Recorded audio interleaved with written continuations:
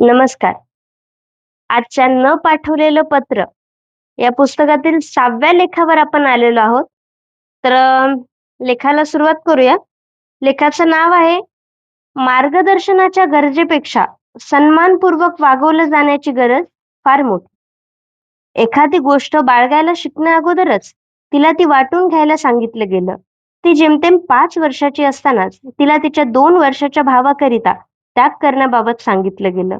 ती अजून पोर असतानाच तिच्या आई-वडिलांनी तिला जबाबदार, थोरल्या बहिणीची भूमिका पार पाडायला लावली. 30 वर्षानंतर तिला तिचं स्वतःचं कुटुंब आहे. तसंच तिच्या भावालाही आहे. अजूनही तिला धाकट्या भावाची जबाबदारी वाटते. अजूनही ती त्याला सल्ला देते. भावाच्या वैवाहिक जीवनात थोडे जरी तरंग उमटले तरी ती हस्तक्षेप करते. वहिनीनं आपल्या मुलाला काय खाऊ घालावं याबाबत मार्गदर्शन करते आणि त्यांचं संगोपन कसं करावं याबाबत तिला उपदेश करते. ती अजूनही त्याग करत आहे, पण त्याच्या बदल्यात तिला काय मिळतं? तर दुःख, निद्राविरहित रात्री आणि तुटकपणाच्या वागणुकीमुळे गळणारे अश्रू. का? तिचा भाऊ स्वतंत्रपणे निर्णय घेण्याइतका मोठा झाला आहे. त्याचे काही निर्णय चुकले तरी त्याला चुका करण्याचा अधिकार आहे. त्याला वाटतं की पडत झडत तो शिकू शकेल. तिची वहिनी आपल्या कौटुंबिक बाबीतल्या तिच्या हस्तक्षेपामुळे तिला टाळू पाहते. तिला वाटतं की तिच्या मुलाचं संगोपन तिला वाटेल त्या पद्धतीने करण्याचं स्वातंत्र्य तिला आहे. इतरांनी ज्येष्ठतेच्या सबीखाली तिच्यावर वर चष्मा गाजवावा हे तिला मंजूर नाही. त्यानं पहिला शब्द उच्चारला, पहिला शब्द लिहिला, पहिलं पाऊल टाकलं, या सर्व गोष्टीत त्याच्या वडिलांचा जिवंत सहभाग होता. मुलाच्या दृष्टीनं त्याचे वडील म्हणजे महामानव होते. ते म्हणजे त्याचे नायक होते, आदर्श होते आणि त्याला नेहमी त्यांचं अनुकरण करावंसं वाटायचं. मुलाला व्यवसाय मार्गदर्शनही त्याच्या वडिलांनीच केलं. मुलगा त्यांच्या वंशातला पहिला उद्योजक बनला आणि त्याही बाबत त्याला वाट दाखवली ती वडिलांनीच. आज हा मुलगा प्रतिष्ठित उद्योगपती बनला आहे. आज सुद्धा त्याचे वडील त्याच्याकडून कामाबाबतची सगळी बातमी जाणून घ्यायला उत्सुक असतात. पण मुलाला मात्र त्यामुळे कोंडल्यासारखं वाटतं. त्याला वाटतं की वडिलांनी त्याला अधिक अवकाश, अधिक मोकळीक द्यावी.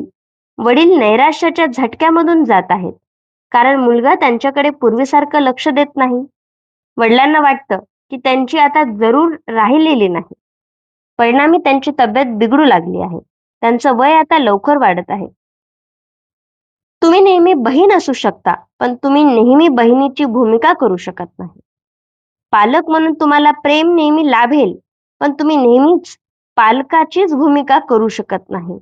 एका मर्यादेपलीकडे प्रत्येक जण तुमच्यापेक्षा अधिक पवित्र सहन करू शकत नाही. 3 वर्षाचं मूलही आपल्याला सन्मानानं वागवलं जावं अशी अपेक्षा करतं आणि त्याला तो सन्मान मिळणं महत्वाचं आहे.